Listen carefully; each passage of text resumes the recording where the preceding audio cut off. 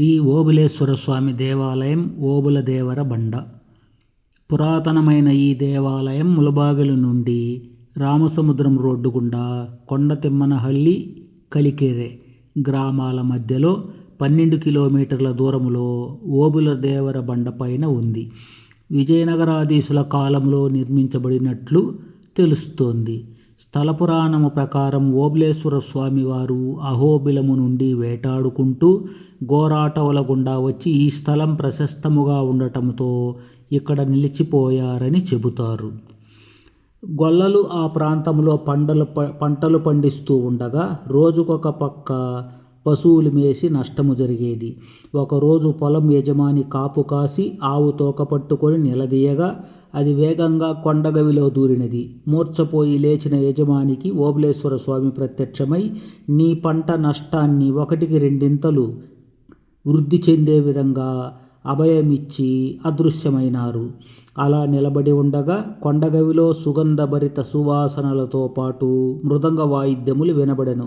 ఈ వార్త ఆ నోట ఈ నోట పడి స్వామివారు ఇక్కడ కొండగవిలో నిలిచారన్న విషయము తెలుసుకొన్న ఆ ప్రాంత పశువుల గొర్రెల కాపరులైన గొల్లలు 4 బండలతో గుడి కట్టి పూజించి విజయనగర రాజులకు 24 గ్రామాలకు పాలెగాళ్ళుగా ఉన్న దొరలకు తెలియజేశారు. అప్పుడు ఆ ప్రాంత దొరలు స్వామివారికి శాశ్వతాలయం నిర్మించారు.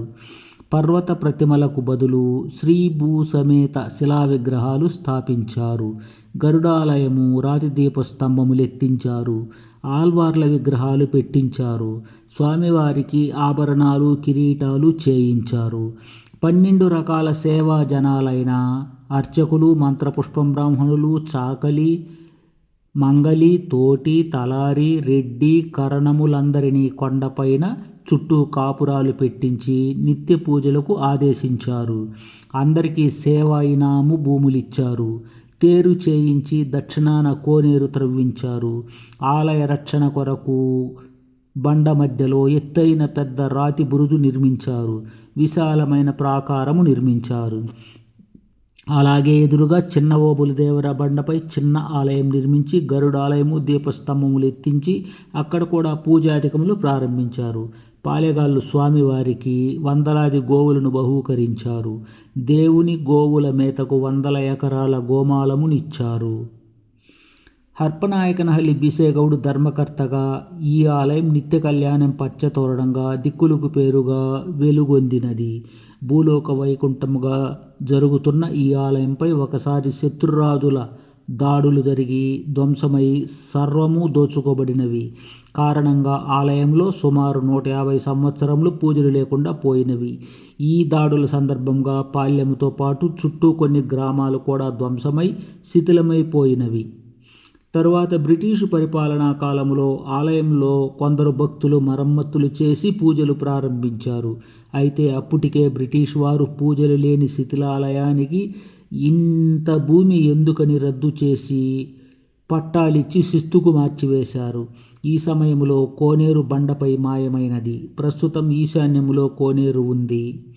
అనంతర కాలంలో తమ ఇలవేలుపుగా పూజిస్తున్న భక్తులలో చైతన్యం వచ్చి దాతల, భక్తుల, దేవాదాయ శాఖ వారి సహాయ సహకారములతో గొప్ప ఆలయం నిర్మించబడినది. ప్రస్తుతం గర్భగోపురంలో స్వామివారు శ్రీ భూ సమేతముగా ఐశ్వర్యపీఠంపై కొలువై భక్తుల పూజలందుకొని పూర్వాభిముఖంగా నిలవై భక్తుల కోరికలు తీరుస్తున్నారు. ఆలయంలో నిత్య పూజలు, వార పూజలు, మాస పూజలు, పండుగ పర్వములందు పూజలు ఉంటాయి. శ్రావణ శనివారాలకు గవిలో తొలి పూజ తరువాత 3 రోజులు ప్రత్యేక అలంకారాలు, విశేష పూజలు, అభిషేకాలు, ఉత్సవాలు ఉంటాయి.